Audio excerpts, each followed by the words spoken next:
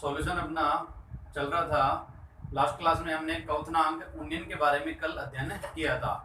आज हम उसके आगे स्टार्ट करेंगे। तो देखिए, क्वथनांक उन्नयन में हमने कल क्वथनांक की डेफिनेशन, उसका रीजन क्या था, उसका ग्राफ क्या है और उसमें क्वथनांक उन्नयन और मोललता के मध्य संबंध क्या होता है ये पढ़ा था। फिर एक अपन ने विलेय का अणुभार ज्ञात करने का एक फॉर्मूला लिखा था। उसके आधार पर मैंने आपको एक न्यूमेरिकल दिया था। तो न्यूमेरिकल जो अपना ये था, बेंजीन का क्वथनांक 353.23 केल्विन है।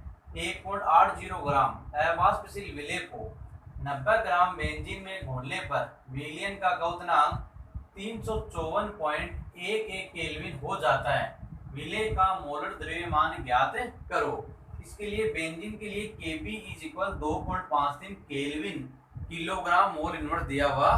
तो ये क्वेश्चन मैंने आपको दिया था, जरूर है कि आपने सोल्व भी किया होगा, आंसर भी आपका आया होगा। तो एक बार इसको अपन सोल्व कर लेते हैं कि आपका रिजल्ट आया है। तो देखिए इसका सॉल्यूशन। तो विलेय का मोलर द्रव्यमान पूछा गया है। तो मोलर द्रव्यमान जो है इसको हमने लिखा था कल mb से लिखा था। मोलर द्रव्यमान का फॉर्मूला लिखा था mb = 1000 into Kb into WB upon delta TB into WA, right है। ये हमने इसका फॉर्मूला लिखा था। अब यहाँ पर देखिए, यहाँ पर Kb की वैल्यू अपने क्वेश्चन में दी हुई है। Kb की वैल्यू जो है ये दी हुई है 2.53 केल्विन किलोग्राम मोल इनवर्स। यहाँ पर WB और WA की वैल्यू भी दी हुई है। यहाँ पर WB विलेय है और ये A क्या है, विला है। तो देखिए विलेय कितना दिया हुआ है 1.80। तो WB की वैल्यू कितनी है 1.80 ग्राम। WA की वैल्यू कितनी है, तो WA की वैल्यू देखिए यहाँ पर है 90 ग्राम, ये लिखा हुआ 90 ग्राम। यहाँ पर विलयन का क्वथनांक है, तो यहाँ पर देखो डेल्टा टीबी जो है, तो डेल्टा टीबी का मैंने कल आपको एक फॉर्मूला पढ़ाया भी था। तो वहां पर हमने ये पढ़ा था टीबी माइनस टी नॉट भी पढ़ा था। क्या डेल्टा टीबी जो अंतर है, अंतर के लिए हमने कल क्या लिखा था क्वथनांक उन्नयन में, टीबी माइनस टी नॉट भी, यानी विलयन का क्वथनांक ज्यादा होता है और विलय का क्या होता है, कम होता है। तो यहाँ पर देखिए टीबी की वैल्यू जो विलयन का क्वथनांक है, तो विलयन का क्वथनांक कितना है 354.11, 354.11 माइनस यहाँ बेंजीन विलायक जिसका क्वथनांक है 353.23 है यहाँ पर। तो देखिए यहाँ पर इसको अपन सोल्व करेंगे तो इसकी वैल्यू आएगी 0.88 केल्विन आएगा। अब यहाँ पर देखिए अपने पास डेल्टा टीबी की वैल्यू भी आ चुकी है, अपने पास केबी की भी है, डब्ल्यूबी की भी और WA की भी है। तो इसको फॉर्मूले में यदि पुटअप करें तो mb = यहाँ पर ये 1000 इंटू केबी की वैल्यू है 2.53 इंटू 1.80 अपॉन 0.88 इंटू यहाँ पर आ जाएगा WA का जो मान है वो है 90। तो यहाँ पर देखिए यदि यहाँ पर देखो 2 के बाद में पॉइंट है तो पॉइंट हट जाएगा, यहाँ पर ये पॉइंट है यहाँ पर, तो यहाँ 2 डिजिट आ जाएगी। तो यहाँ पर ये 0 से 0 कैंसिल आउट हो जाएंगे। इसको आप हल करोगे तो इसका जो रिजल्ट है वो आपका ये आया होगा 57.5 ग्राम मोल इनवर्स। ये जो है क्वथनांक उन्नयन पर जो न्यूमेरिकल था उसका हल ये होगा जो मैंने आपको कल दिया था। तो आपको सिर्फ इतना ध्यान रखना, यदि फॉर्मूला आपको अच्छे से तैयार है तो फॉर्मूले में अपने वैल्यू पुटअप करनी है और उसका आंसर अपने को सोल्व करना है। क्योंकि एग्जाम में यदि क्वेश्चन देखो, ये टॉपिक काफी इंपॉर्टेंट है, अणुसंघ के गुणधर्म। अणुसंघ के गुणधर्म में अपने 4 टॉपिक पढ़ेंगे। वास्तव अवनमन हमने पढ़ लिया, कल हमने पढ़ा था क्वथनांक उन्नयन, और आज पढ़ेंगे हम हिमांक अवनमन। तो ये चारों टॉपिक बहुत इंपॉर्टेंट है, इन पर जो न्यूमेरिकल है वो भी काफी इंपॉर्टेंट रहेंगे, क्योंकि क्वेश्चन जो एग्जाम में आता है वो 2 नंबर का रहता है। तो ये जरूर आपकी समझ में आया होगा सवाल। तो आज हम क्या करेंगे, इसका जो नेक्स्ट टॉपिक है हिमांक अवनमन जो है, हम उसको स्टार्ट करेंगे। तो देखिए हिमांक अवनमन क्या होता है।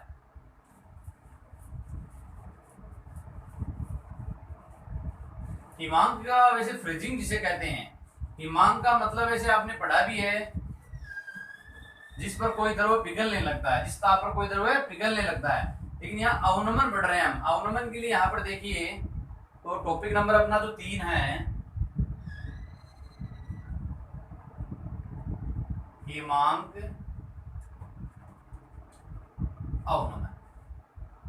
तो देखिए हिमांक अवनमन में हिमांक का अर्थ, सबसे पहले कल हमने पढ़ा था कौतनाक। कौतनाक हमने ये पढ़ा था, वह ताप जिस पर द्रव का वाष्प दाब वायुमंडल दाब के बराबर लाने के लिए, द्रव का वाष्प दाब वायुमंडल दाब के बराबर लाने के लिए आवश्यक ताप को नाम दिया था कौतनाक। लेकिन यहाँ हिमांक का मतलब क्या है? हिमांक का मतलब होता है जमना। तो यहाँ पर कोई द्रव विलायक जो है उसको ठोस में बदलेगा। भाई यहाँ पर जो द्रव होगा, द्रव किस में बदला जाएगा? ठोस में। तो इसके लिए जो डेफिनेशन रहेगी, तो ध्यान दीजिए, द्रव का वाष्प दाब ठोस के वाष्प दाब के बराबर लाने के लिए आवश्यक ताप हिमांक कहलाता है। तो कल अपनी डेफिनेशन क्या थी? द्रव का जो वाष्प दाब है, कल हम वायुमंडल दाब के बराबर ला रहे थे, आज अपन किसकी बात करें? द्रव का वाष्प दाब ठोस की बात है। क्योंकि देखिए जैसे मान लीजिए जल है, तो जल क्या है? विलायक है। तो जल जमेगा तो उसके लिए टेम्परेचर क्या देना पड़ेगा? अपने को कम देना पड़ेगा। तो यहाँ वाष्प दाब जो है, द्रव का वाष्प दाब ठोस के वाष्प दाब के बराबर लाने के लिए आवश्यक ताप हिमांक कहलाता है। तो यहाँ पर देखिए इसका कारण क्या है? तो यहाँ पर कारण देखो, हिमांक अवनमन का कारण। तो ध्यान दीजिए, जब शुद्ध विलायक में अवाष्पशील विलेय को मिलाया जाता है तो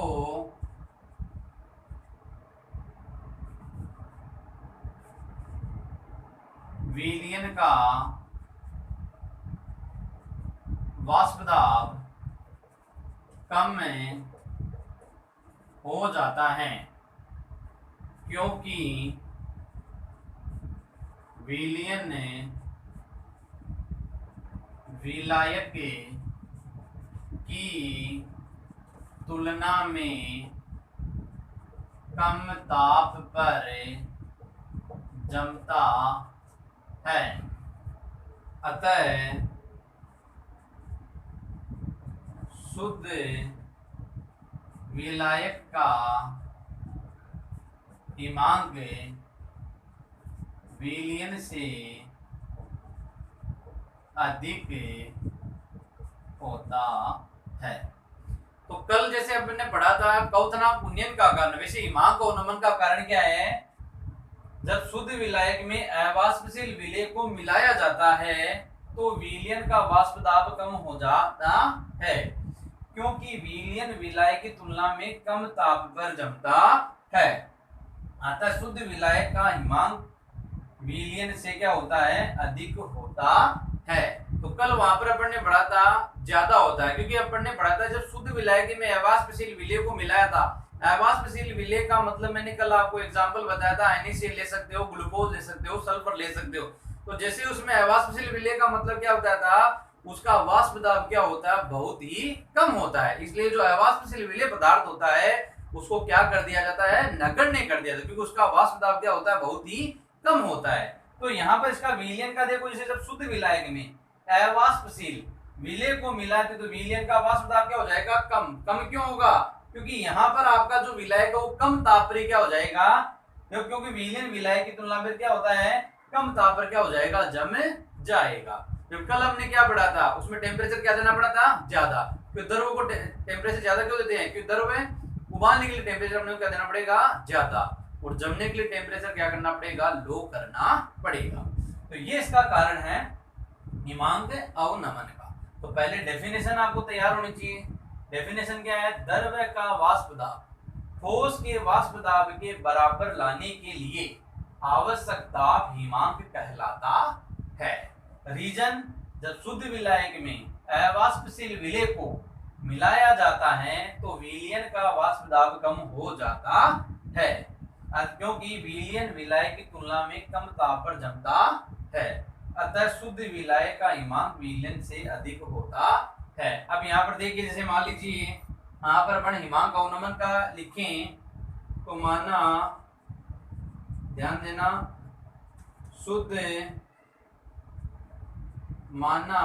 शुद्ध विलायक T0F व विलयन का हिमांक TF हो तो हिमांक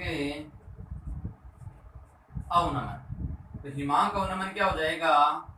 डेल्टा TF। कल B लिखा था, आज बढ़ रहे हैं F। F का मतलब होता है फ्रीजिंग और B का मतलब होता है बॉइलिंग। तो यहाँ डेल्टा TF बराबर, देखो यहाँ पर क्या लिखा है? विलयन विलायक की तुलना में कम ताप, अतः शुद्ध विलायक का हिमांक विलयन से अधिक होता है। तो विलायक का क्या है? T0F minus TF। ये इसका क्या हो जाएगा? फॉर्मूला हो जाएगा। तो यहाँ पर शुद्ध विलायक का हिमांक विलयन से क्या होता है? ज्यादा होता। तो इसकी इक्वेशन डेल्टा TF, इक्वेशन क्या हो जाएगी? Delta TF is equal T0F minus TF हो जाएगा। अब इसकी अपन बात करेंगे ग्राफ की। जैसे कल क्वथनांक उन्नयन का ग्राफ पढ़ा था, उसी प्रकार हम हिमांक अवनमन के ग्राफ के बारे में अध्ययन करेंगे और उसके बाद में वैसा ही क्वथनांक उन्नयन में जो मोललता में संबंध था वैसा इसमें संबंध निकालेंगे। तो ध्यान दीजिए, ग्राफ किस प्रकार इसका बनाया जाएगा?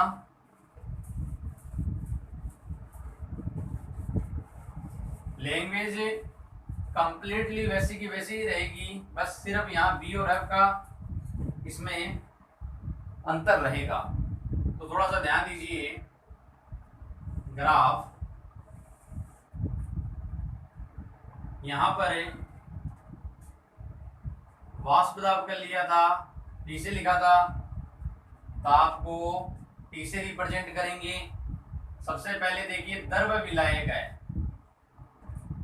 यहाँ पर ये विलायक है, द्रव विलायक, ये विलायक लिया अपन ने द्रव। अब द्रव को इसमें बदलेंगे, द्रव को टेम्परेचर कम देंगे। भाई द्रव विलायक है, इसको टेम्परेचर क्या देना पड़ेगा? कम देना पड़ेगा, तभी किसमें बदल जाएगा? ठोस में बदल जाएगा। तो द्रव को टेम्परेचर कम करोगे तो ठोस में बदलेगा। तो ये लो, ये ठोस के लिए हो जाएगा। ये लाइन शो करेगी ठोस विलायक को। अब यहां से देखिए ये आएगा विलयन के लिए। अब यहाँ पर एक लाइन तो देखो वही है, इसमें भी दो नंबर इधर डालोगे, ये समानांतर रेखा जो है वो तो बताएगी वाष्प दाब को। ए को क्या मान लेंगे? P1 और ए को क्या मान लोगे? P2। इधर समानांतर रेखा पर वाष्प दाब को रिप्रेजेंट करेगा, तो ए को P1 मान लेंगे, ए को क्या मान लेंगे? P2 मान लेंगे। तो इनमें जो वाष्प दाब में अंतर होगा उसको किससे रिप्रेजेंट कर देंगे? डेल्टा P से। या डेल्टा P बराबर क्या हो सकता है? P2 माइनस P1 हो सकता है। इधर ये तो वायुमंडल दाब के लिए, ये रेखा वायुमंडल दाब के लिए आ जाए, तो यहाँ वर्ड लिख सकते हो वायुमंडल दाब। अब यहां से देखिए ये रेखा बताएगी विलयन को, विलयन के लिए। तो यहां से देखो, एक तो यहां से लंब खींचा विलयन के लिए, तो विलयन का तो क्या हो जाएगा? TF। और यहाँ ये विलायक के लिए आ जाएगा, ये आ जाएगा T0F। और इन दोनों में जो डिफरेंस होगा वो किसको रिप्रेजेंट करेगा? डेल्टा TF को रिप्रेजेंट करेगा। इस प्रकार हमें हिमांक अवनमन का वाष्प दाब और दाब के मध्य आरेख खींचेंगे। आरेख बहुत इंपॉर्टेंट है, क्वथनांक उन्नयन का आरेख भी बहुत महत्वपूर्ण रहेगा और हिमांक अवनमन का आरेख भी बहुत महत्वपूर्ण। दोबारा देखिए इसको, सबसे पहले द्रव विलायक है, तो द्रव विलायक जो है, द्रव विलायक को अपन टेम्परेचर कम देंगे तो ये किसमें बदल जाएगा? ठोस विलायक में। दोनों से देखो समानांतर रेखा किसी वाष्प दाब पर P1 हो जाएगा, एक हो जाएगा P2। तो यहाँ से देखो दो लंब खींचे, एक लंब ये हो गया और ये दूसरा लंब हो गया। तो यहाँ पर देखो एक द्रव विलायक और एक है ठोस विलायक, तो दोनों से जो लंब खींचे गए, एक TF हो गया, एक हो गया T0F हो गया। इसके बाद में देखिए यहाँ पर जो है TF और T0F इनका अंतर क्या हो जाएगा, डेल्टा TF हो जाएगा। कल हमने क्या पढ़ा था, वाष्प दाब और टेम्परेचर एक दूसरे क्या होते हैं, समानुपाती होते हैं। अरे कल क्या पढ़ा था, वाष्प दाब और टेम्परेचर क्या होते हैं, एक दूसरे के समानुपाती होते हैं। तो इसका संबंध भी उसी के आधार पर लिखा जाएगा, क्वथनांक उन्नयन के आधार पर। तो सबसे पहले तो आपको ग्राफ आना चाहिए, एक नंबर का क्वेश्चन आता है जी, ग्राफ का भी आएगा या वक्र का आएगा, तो ये आपको अच्छे से तैयार होना। सबसे पहले द्रव विलायक की रेखा, द्रव को टेम्परेचर कम दोगे तो किसमें बदल जाएगा, ठोस में। और ये ठोस के लिए विलयन की रेखा खींची अपन ने, दोनों से दो लंब, यहाँ पर विलयन के लिए, तो विलयन के लिए आ गया TF और ये विलायक के लिए क्या आ गया, T0F आ गया। इधर दोनों से क्या आ गया, वाष्प दाब P1 और एक क्या लिख दिया P2। ये दोनों का क्या हो जाएगा, अंतर। तो ये आरेख हो गया हिमांक अवनमन का। संबंध कल क्या था, उपयुक्त ग्राफ से स्पष्ट होता है कि हिमांक अवनमन जो होता है वो वाष्प दाब के क्या होता है, समानुपाती होता है। तो यहाँ पर देखिए इसकी लैंग्वेज कल की तरह लिखते हैं। ये ग्राफ आपके समझ में आया होगा। इसके बाद में देखिए थ्योरीज की उपयुक्त ग्राफ से स्पष्ट होता है कि हिमांक अवनमन वाष्प दाब अवनमन के समानुपाती होता है। तो यहाँ पर लिखेंगे डेल्टा TF समानुपाती डेल्टा P, राइट है। कल हमने ये लिखा था, सिर्फ फर्क क्या है, यहाँ पर कल डेल्टा TB लिखा था और यहाँ पर delta P as it is है, और ये प्रोपोर्शनल कल लिखा था अपन ने। तो उपयुक्त ग्राफ से स्पष्ट है कि हिमांक अवनमन वाष्प दाब अवनमन की क्या होता है, समानुपाती। कल भी लिखा था, आज लिखेंगे हम F। तो नेक्स्ट स्टेप लिखी थी अपन ने राउल्ट के नियम से वाष्प दाब में अवनमन विलेय की मोल भिन्न के बराबर होता है। यह स्टेप था कल। राउल्ट के नियम से वाष्प दाब में अवनमन विलेय की मोल भिन्न के बराबर होता है। तो ध्यान दीजिए यहाँ पर है डेल्टा P इज इक्वल क्या हो गया, XB। तो इसे इक्वेशन नंबर 1 देख सकते हो आप। तो इक्वेशन 1 से क्या हो जाएगा, इक्वेशन 1 से क्या हो जाएगा, यहाँ पर ये वैल्यू यहाँ लिख सकते हो आप, तो हो जाएगा डेल्टा TF प्रोपोर्शनल XB हो जाएगा। प्रोपोर्शनल हटेगा तो क्या आ जाएगा, डेल्टा TF इज इक्वल क्या हो जाएगा, K डॉट। इसे इक्वेशन नंबर 2 दे सकते हो, इसे इक्वेशन नंबर 3 दे सकते हो, जहां K एक स्थिरांक है जिसे अवनमन स्थिरांक कहते हैं। इसके बाद में देखिए यहाँ पर है ये delta TF equal K, XB की वैल्यू क्या लिख सकते हो, NB upon NA plus NB लिख सकते हैं, क्योंकि विलेय की मोल भिन्न है। तो मोल भिन्न क्या होता है, किसी अवयव के मोल अपॉन सभी अवयव के मोल का योग और उसका अनुपात। कल की तरह एचडी चल रहा है, तो यहाँ पर इसको सोल्व करोगे तो हो जाएगा delta TF is equal K dot WB upon MB upon WA upon MA plus WB upon MB। फिर नेक्स्ट स्टेप क्या आ जाएगी, यहाँ विलयन कौन सा लेंगे, तनु विलयन। तो इधर देखो इसको,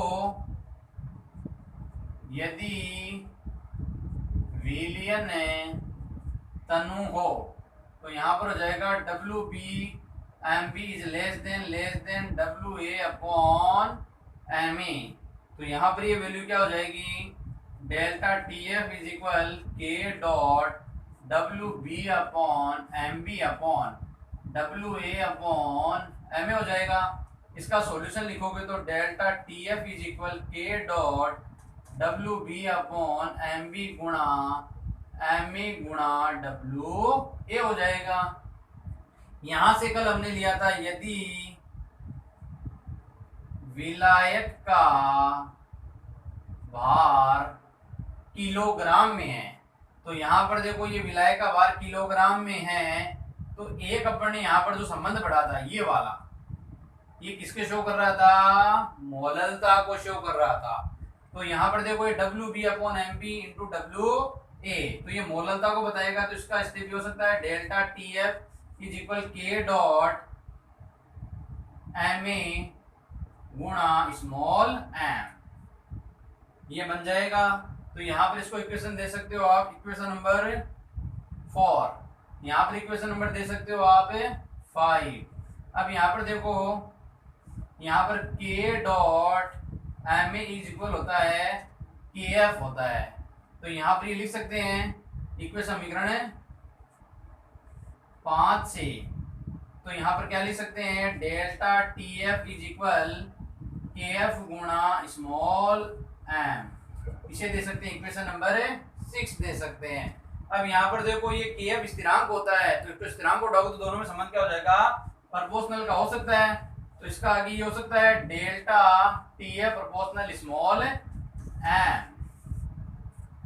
तो यहाँ पर ये क्या हो जाएगा इक्वेशन नंबर 7। अतः हिमांक के अवनमन मोललता की समानुपाती होता है, राइट है। तो यहाँ पर संबंध अपना कल की तरह ही है कंप्लीट, सिर्फ यहाँ पर बी और एफ का डिफरेंस चलेगा। तो सबसे पहले हमने स्टार्ट क्या किया, उपयुक्त ग्राफ से स्पष्ट होता है कि हिमांक अवनमन वाष्प दाब अवनमन के क्या होता है, समानुपाती। तो संबंध हो गया delta T F proportional delta P. Equation number 1, Raoult के नियम से वाष्प दाब में अवनमन विलेय की मोल भिन्न के बराबर होता है, तो delta P is equal X B.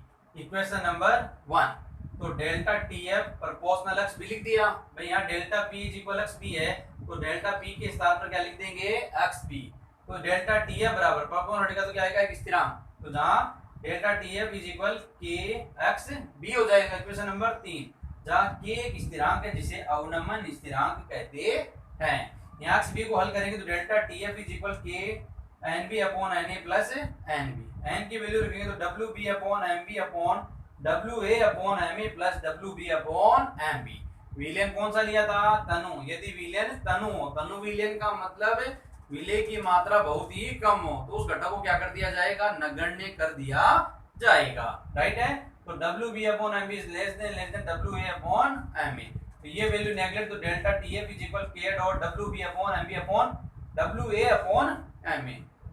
तो आपने ये वैल्यू लिखी, delta T F is equal K dot W B upon M B गुणा M A upon W A. ये W B upon M B into W जो upon में W A, ये किसको बताएगा, मोललता को बताएगा। यदि विलाय का भार अपने किलोग्राम में लिया है, तो यहाँ पर ये के डॉट एम ए किसको बताता है, यहाँ पर के एफ को। ये के एफ जो है ना, इसका भी थोड़ा सा ध्यान रखना, के एफ जो है ये मोलल अवनमन स्थिरांक होगा। के एफ का जो नाम, इसका नाम ध्यान रखना भी आप, मोलल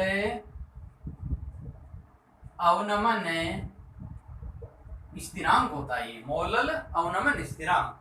तो यहाँ पर समीकरण 5 से लिखा डेल्टा टी एफ बराबर के एफ इंटू एम, ये स्थिरांक घटेगा तो प्रोपोर्शनल में संबंध आएगा delta T F proportional small M. तो इक्वेशन नंबर 7, अतः हिमांक अवनमन मोललता की क्या होता है, समानुपाती होता है। तो संबंध इनका जो दिया गया है, यदि कवतनांक उन्नयन आप अच्छे से तैयार करोगे तो हिमांक अवनमन भी आपको अच्छे से प्रिपेयर हो सकता है। तो देखो थोड़ा सा ध्यान इसमें ये रखना है, कवतनांक में तो वहां पर अपने पढ़ा था किसी द्रव का वाष्प वायुमंडल दाब के बराबर ला रहे हैं, और यहाँ पर द्रव का वाष्प ठोस के वाष्प के बराबर ला रहे हैं। वहां कवतनांक उन्नयन में टेम्परेचर ज्यादा देना होगा, यहाँ हिमांक में क्या देना पड़ेगा, टेम्परेचर कम देना पड़ेगा। इसके अलावा इसमें जो संबंध है, वहां पर डेल्टा टीबी से लिखेंगे कवतनांक उन्नयन को, और इसको किससे लिखेंगे, डेल्टा टीएफ से लिखेंगे। और संबंध एचडी जो इक्वेशन है कंप्लीट जो डेरिवेशन है डेल्टा टीएफ समानुपाती स्मॉल एम जो है, ये संबंध वहां था, ये संबंध यहाँ पर है। अब इसमें आगे जो आएगा वो विले का मोलर द्रव्यमान का फॉर्मूला अपन लिखेंगे, कल जैसे अपन ने इसको लिखा था। तो ध्यान दीजिए आगे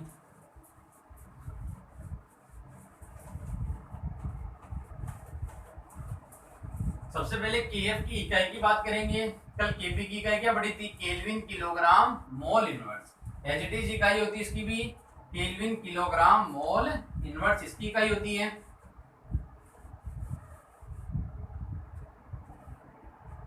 सबसे पहले केएफ की इकाई, तो केएफ की इकाई क्या हो जाएगी इसकी भी? केल्विन किलोग्राम मोल इनवर्स होती है। अब इसमें पढ़ेंगे विले हिमांक अवनमन की सहायता से विले का अणुभार ज्ञात करना। हिमांक अवनमन की सहायता से विले का अणुभार ज्ञात करना। तो ध्यान दीजिए delta TF proportional small M लिखा था, तो इसी से हल करेंगे इसको। तो डेल्टा टीएफ इज इक्वल क्या लिखा था? KF into small M. तो मोलता का आपको फॉर्मूला पता है, तो delta TF is equal KF into 1000 into W B upon M B into W A.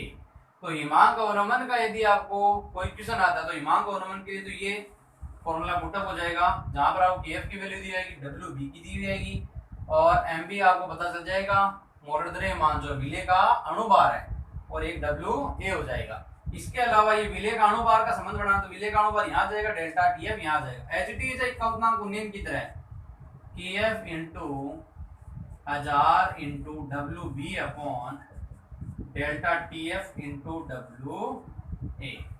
तो ये हो जाएगा विले का अणुभार ज्ञात करने का। यहाँ डेल्टा टीएफ जो है, तो डेल्टा टीएफ अपन स्टार्ट में लिखा था, हिमांक अवनमन डेल्टा टीएफ इज इक्वल क्या लिखा था? डेल्टा टीएफ क्या लिखा था? T not F minus TF हमने पढ़ा था। तो विले का अणुभार पूछे तो विले का अणुभार का ये फॉर्मूला यहाँ पर लगा देंगे, जिससे अपना आंसर आ जाएगा। कोई भी न्यूमेरिकल आता है। अब एचडी फर्क क्या मिलेगा? क्वथनांक का यदि कोई क्वेश्चन आता है आपके, तो उसमें क्वथनांक वर्ड मिलेगा। थोड़ा सा ये ध्यान रखना, कई बार स्टूडेंट को पता ही नहीं होता कि पूछा क्या हिमांक वाला सोल्व करना है या क्वथनांक वाला। तो क्वथनांक वाले में फर्स्ट अपन ने अनुसंख्यक गुणधर्म में पढ़ा था वास्तव का अपेक्षिक, उसका न्यूमेरिकल आएगा तो आपको वास्तव मिलेगा वर्ड। क्वथनांक उन्नयन वाले में आपको क्वथनांक मिलेगा, हिमांक अवनमन वाले में हिमांक आपको मिलेगा। तो वो उसकी क्या होगी? आइडेंटिफाई हो जाएगी। आइडेंटिफाई हो जाएगा, उसके बाद में आपको फॉर्मूले पता होना है। वास्तव अवनमन का क्या होता है, क्वथनांक उन्नयन में कौन सा पढ़ा है, हिमांक अवनमन में आपने कौन सा पढ़ा है। तो इसमें आपके क्वथनांक उन्नयन का जो टॉपिक है एज इट इज हिमांक अवनमन का भी उसके अकॉर्डिंग तैयार हो सकता है। यदि आपने क्वथनांक उन्नयन अच्छे से तैयार किया है तो आप हिमांक अवनमन भी अच्छे से तैयार कर सकते हैं। बार बार आपको ये कहा जा रहा है, आपकी जो भी क्लासें हो रही है ऑनलाइन क्लासें, तो आप जो कैंडिडेट फर्स्ट क्लास ले रहे हैं तो पीछे की क्लासें जरूर देखें, उनको साथ साथ में लिखते भी नहीं। लिखने से आपकी प्रैक्टिस जो है वो अच्छी होगी। यदि आप नहीं लिख रहे हो तो आपकी प्रिपरेशन अच्छी नहीं होगी। इसलिए जो भी क्लासें आपकी हो रही तो उसको आप कंटिन्यूसली बार बार उसको देखो, उसको बार बार रिटर्न में लिखो, एक बार देख के लिखा फिर एक बार और लिखो उसको। तो बार बार लिखने से आपकी चैप्टर क्या होगा, अच्छे से तैयार होगी। थ्योरेटिकल पोर्शन कुछ इसमें डेरिवेशन भी दिए गए, फिर न्यूमेरिकल्स भी इसमें आ रहे हैं, तो उसको आपको प्रैक्टिस क्या बार बार करनी पड़ेगी। तो ये अनुसंख्यक गुणधर्म का तीसरा पार्ट है, हिमांक अवनमन जो है वो कंप्लीट होता है। इसके बाद में जो चौथा अपना आएगा वो आएगा प्रासरण दाब। अब प्रासरण दाब में देखिए, प्रासरण दाब जो होता है वो क्या होता है, तो उसके बारे में मैं आपको बता देता हूं। प्रासरण दाब के बारे में भी बात करते हैं अपन। फॉर्मूले आपके जो भी आ रहे हैं उनको एक पेज में आप नोट कर लें, तो आगे उसमें आपको फायदा जरूर मिलेगा। कि कोई भी न्यूमेरिकल आता है फॉर्मूले बेसिस पर आता है केमिस्ट्री में, और फॉर्मूला अच्छे से आपके तैयार होगा तो आपका क्वेश्चन सही हो सकता है। अब यहाँ पर देखिए अनुसंख्यक गुणधर्म का जो चौथा पार्ट है प्रासरण दाब आएगा। ऑस्मोटिक प्रेशर जिसे बोलते हैं, परासरण दाब। अब देखिए परासरण दाब के बारे में, परासरण वर्ड जो है ये अपना पीछे की कक्षाओं में भी आया है, 8th 9th कक्षा में आया हुआ है। परासरण क्या होता है? तो परासरण देखो आपने पढ़ा था वहां पर विलायक के अणुओं का अर्धपारगम्य झिल्ली के माध्यम से विलयन की ओर गमन करना। विलायक के अणुओं का अर्धपारगम्य झिल्ली से होकर विलयन की ओर गमन करना परासरण कहलाता है, ये पढ़ा था आपने। अब यहाँ पर परासरण दाब जो पढ़ेंगे, परासरण दाब का मतलब क्या होगा? जैसे मान लीजिए मैं आपको एक बात कहूं, यहाँ पर जैसे मान लीजिए एक पात्र है, इसमें ये बीच में लगाई गई अर्धपारगम्य झिल्ली लगाई गई, राइट है। इधर एक तरफ ले लिया विलायक और एक तरफ हमने ले लिया विलयन, राइट है। एक तरफ विलायक ले लिया और एक तरफ क्या ले लिया? विलयन। विलायक के अणु अर्धपारगम्य झिल्ली से विलयन की ओर गमन करे, वो घटना तो कहलाती है परासरण। और विलयन के अणुओं पर यदि दाब लगा दे, जैसे यहां पर अपन पिस्टन लगा दें और इस पिस्टन को दबाएं, तो विलयन के अणुओं पर जो दाब लगाएंगे, तो विलयन के अणुओं पर दाब लगाने के इसके कण वापस किधर आएंगे? विलायक की ओर। तो वह दाब जो विलयन के अणुओं पर लगाया जाता है, उस दाब का नाम होता है परासरण दाब, राइट है। तो यहाँ पर सबसे पहले आपको परासरण की डेफिनेशन ध्यान होनी चाहिए, फिर आपको परासरण दाब की डेफिनेशन।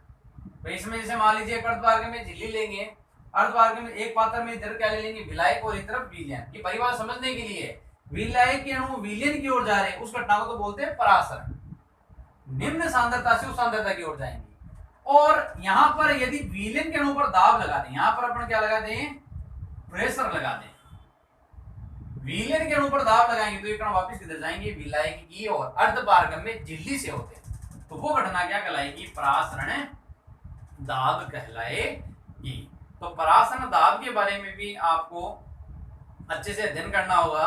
इस पर भी वैसे ही है, वैसे परिभाषाएं आएंगी, एक डायग्राम भी इसमें आएगा, फिर इसका एक डेरिवेटिव रूप पढ़ेंगे, उस पर न्यूमेरिकल भी दिया गया, वो भी आपको आना चाहिए। तो इसकी डेफिनेशंस जो है वो देखो एक बार आप।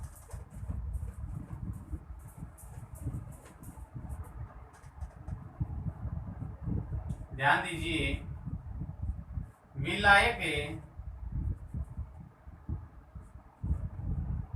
निम्न सांद्रता, विलायक की अणुओं का विलयन। परासरण की डेफिनेशन बता रहा हूं मैं आपको, ये विलयन उच्च सांद्रता, विलायक के अणुओं का विलयन की ओर अर्ध पारगम्य झिल्ली में से विलायक के अणुओं का विलयन की ओर अर्धपारगम्य झिल्ली में से गमन होना परासरण